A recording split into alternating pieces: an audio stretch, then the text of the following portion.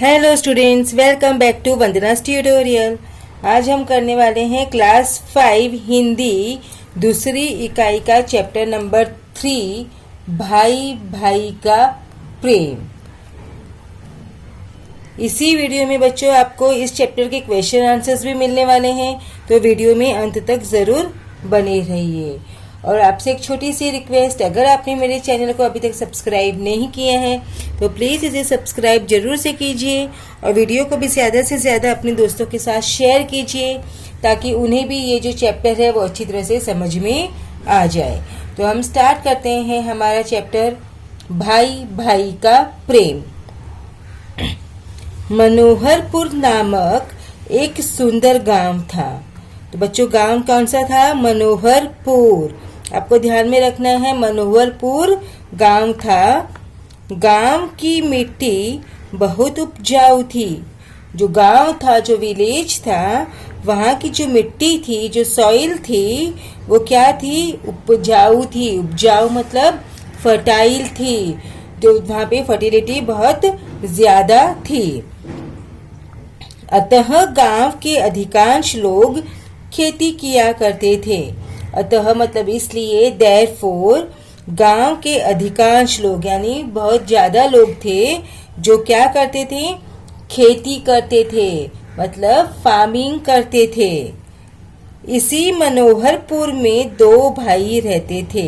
तो जो गांव था मनोहरपुर, वहां पर दो भाई रहते थे।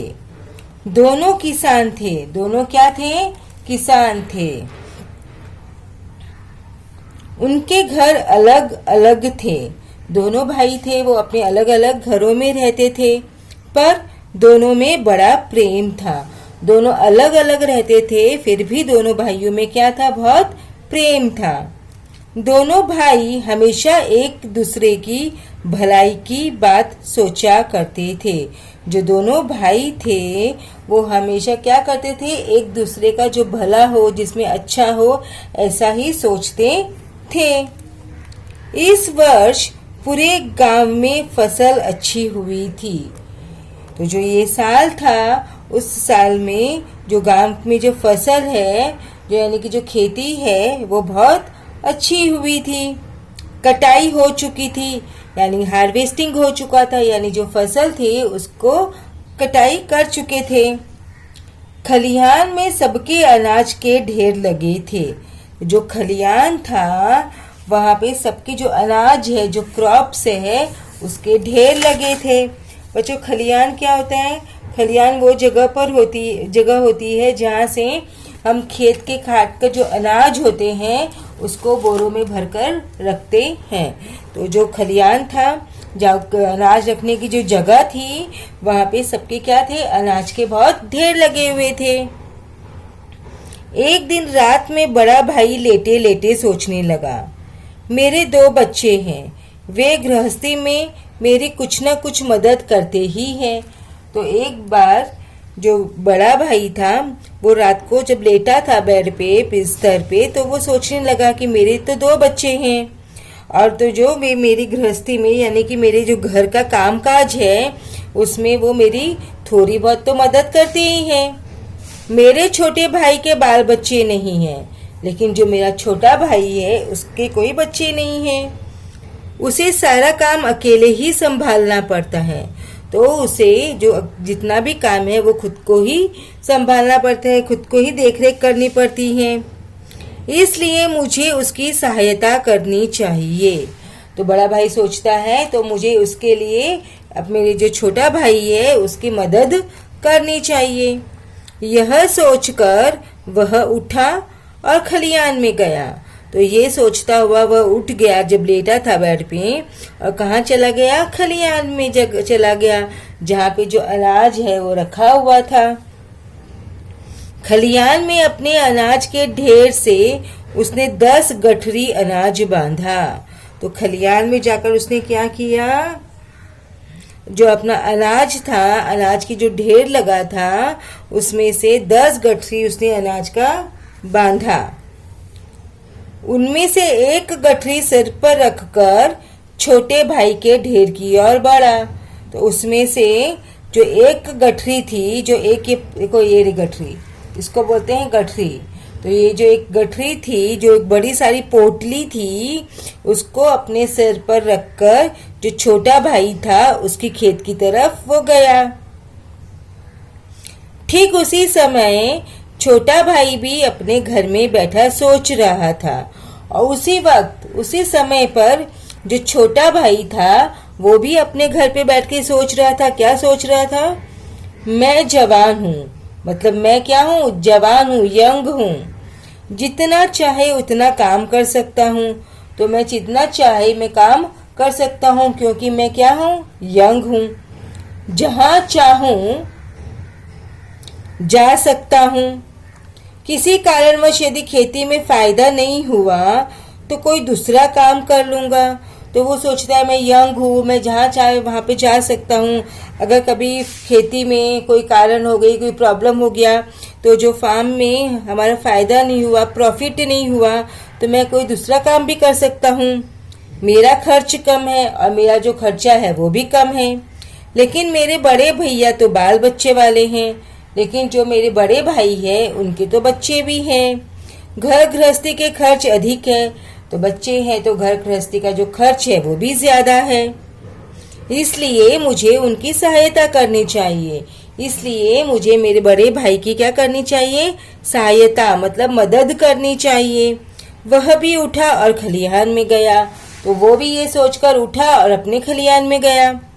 खलिहान में अपने अनाज के ढेर में से उसने भी 10 गठरी अनाज बांधा। तो उसने भी क्या किया? अपने खलिहान में गया और जो अनाज का जो ढेर था वहां पर से 10 गठरी उसने भी अनाज की बांधी। उनमें से एक गठरी सिर पर उठाकर बड़े भाई के ढेर की ओर बढ़ा। तो उसने भी सेम किया। एक जो गठरी थी उसको अपने सर पर रखा और बड़े भाई का जो ढेर था, अनाज था, खलिहान था, वहां पर बढ़ गया। अंधेरी रात थी। रात कैसी थी? एकदम अंधेरा। हाथ को हाथ भी दिखाई न देता था। मतलब इतना अंधेरा था कि हाथ को हाथ भी दिखाई नहीं दे रहा था। इस वातावरण में दोनों भाई धीरे धीरे एक दूसरे के अनाज के ढेर की ओर बढ़ गए थे। तो ऐसा जो इतना अंधेरा था, इतना डार्कनेस था, उसमें जो दोनों भाई थे वो एक दूसरे के खलिहान की तरफ धीरे धीरे चल रहे थे। अचानक वे एक दूसरे से टकरा गए। अब जब चल रहे थे तो अचानक क्या हुए? दोनों एक दूसरे से टकरा गए। दोनों चौंक कर एक साथ बोले, कौन है? तो दोनों जब टकरा गए, क्योंकि अंधेरा इतना था, दिखाई नहीं दे रहा था, तो दोनों एकदम चौंक गए और सरप्राइज से बोले, कौन है? दोनों भाइयों ने एक दूसरे को देखा। कौन था? दोनों भाई थे। वो एक दूसरे को पहचाने। उनके सिर पर अनाज की गठरियां थी। अब दोनों भाई के सर पे क्या था? अनाज की गठरियां थी। दोनों समझ गए। अब जो दोनों भाई थे वो क्या समझ गए? बड़े भाई ने कहा, छोटे, तुम्हारी मदद करने वाला कोई नहीं है। खेती का सारा काम तुम्हें अकेले संभालना पड़ता है। मैंने सोचा कि तुम्हारे पास अनाज अधिक होगा तो अधिक दिन तक घर चलेगा, इसलिए मैं खलिहान से अनाज तुम्हारे ढेर में डालने जा रहा था। तो जो बड़ा भाई था वो क्या बोला? छोटे, तुम अकेले हो, तुम्हारी कोई मदद करने वाला नहीं है, मतलब तुम्हारी कोई हेल्प करने वाला नहीं है। जो भी खेत का काम है वो तुम्हें खुद को ही करना पड़ता है, खुद को ही संभालना पड़ता है। तो इसलिए मैंने क्या सोचा कि अगर तुम्हारे पास में ज्यादा अनाज होगा, ज्यादा क्रॉप्स होंगे, तो वो जो अनाज है वो अधिक दिन तक चलेगा, ज्यादा दिन तक चलेगा। इसलिए मैं क्या कर रहा था? मेरे खलिहान से अनाज तुम्हारे ढेर में डालने के लिए जा रहा था। भैया, आप बाल बच्चे वाले हैं, आपके खर्च अधिक है, आपको अधिक मात्रा में अनाज की आवश्यकता होती है, इसलिए मैं खलिहान से अनाज आपके ढेर में डालने जा रहा था।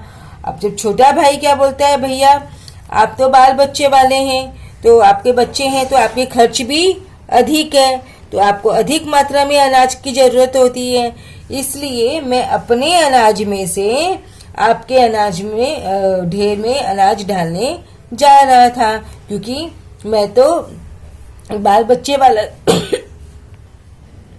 इसलिए मैं खलिहान से अनाज आपके यहाँ देने जा रहा था।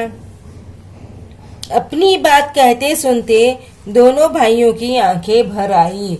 जब वो अपनी बातें बता रहे थे कि हमारी जो सोच थी क्या थी, तो दोनों भाई क्या हो गए, आंखें भर आई, मतलब दोनों भाई बहुत इमोशनल हो गए। दोनों रोते हुए एक दूसरे के गले लग गए।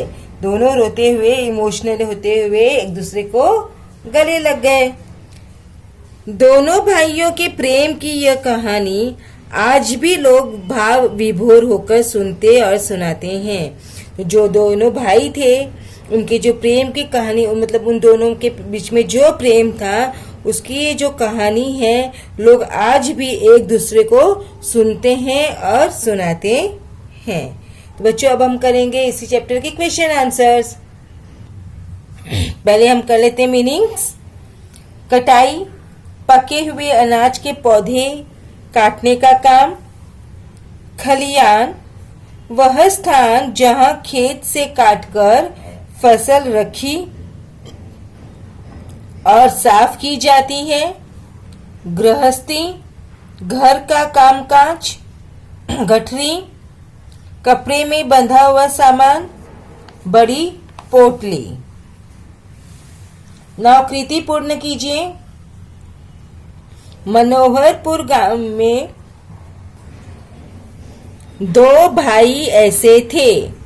कैसे थे? दोनों में बड़ा प्रेम था। दोनों किसान थे।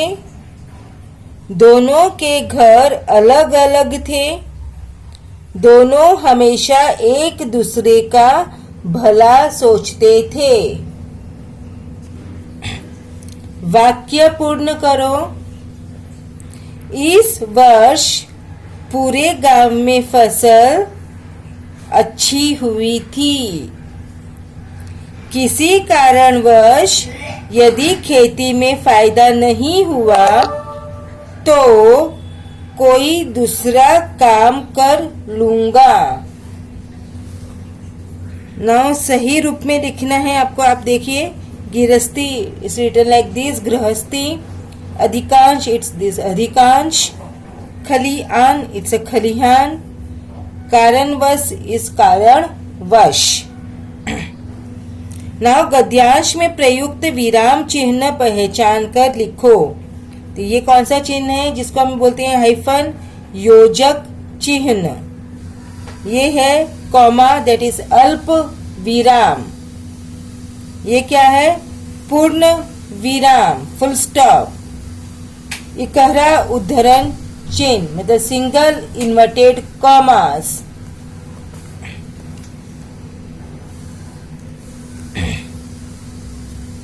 किसान से जुड़े इन शब्दों को अपने वाक्यों में प्रयोग करो।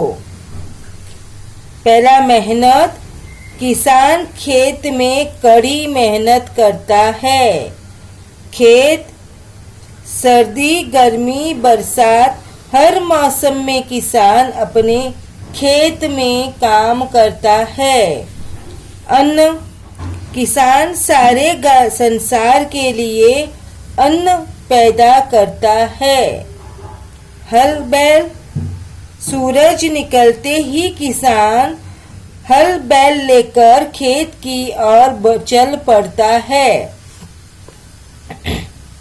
साग सब्जी, किसान के कारण ही हमें साग सब्जी मिलती है। अन्नदाता, किसान हमारा अन्नदाता है। नाउ सेकेंड इज फ्रॉम घर गृहस्थी के खर्च से लेकर सुनते सुनाते हैं। तो पहले हम क्या करते हैं मीनिंग्स। वातावरण, परिस्थिति, चौंकना, चकित होना। कृति पूर्ण करो। बड़े भाई ने छोटे भाई से यह कहा, तुम्हारी मदद करने वाला कोई नहीं है। खेती का काम तुम्हें अकेले संभालना पड़ता है। तुम्हारे पास अनाज अधिक होने पर अधिक दिन घर चलेगा, इसलिए मैं अनाज तुम्हारे खलियान में डालने जा रहा था। नाउ दिए दिए गए पर्यायों से सही उत्तर चुनकर लिखो। दोनों भाई एक दूसरे से टकरा गए क्यों टकरा गए दोनों भाई एक दूसरे से? क्योंकि अंधेरी रात थी। रात कैसी थी? अंधेरी रात। अपनी बात कहते सुनते दोनों भाइयों की आंखें भर आई। नौ आकृति पूर्ण करो। छोटे भाई ने अपने अनाज के ढेर में से यह बांधा 10 गठरी अनाज। भैया, आपको अधिक मात्रा में इसकी आवश्यकता होती है। किसकी? अनाज। आज भी लोग भाव विभोर होकर यह सुनते सुनाते हैं। क्या सुनते और सुनाते हैं? दोनों भाइयों के प्रेम की कहानी। now निम्नलिखित शब्दों के वचन बदलकर लिखो। कहानी, कहानियां। आवश्यकता, आवश्यकताएं। गठरियां, गठरी। आंखें, आंख। निम्नलिखित शब्दों में प्रत्यय लगाकर नए शब्द बनाओ। अधिक प्लस तर, दैट इज अधिकतर। समझदार, दैट इज समझदार। प्रेम प्लस पूर्ण, प्रेमपूर्ण। खर्च प्लस ईला, खर्चीला। किसी को कुछ देने से संबंधित वाक्यों को उचित पर्याय चुनकर पूरे करो। हमें अपनी वस्तुएं दूसरों के साथ डैश खानी चाहिए, बांटकर न देते हुए। तो क्या करनी चाहिए? बांटकर खानी चाहिए। किसी को कुछ देने पर बहुत डैश मिलता है, दुख या सुख? सुख। हमें बच्चों को अपनी वस्तुएं बांटना डैश सिखाना चाहिए, नहीं सिखाना चाहिए। तो हमें बच्चों को अपनी वस्तुएं बांटना मतलब शेयर करना सिखाना चाहिए।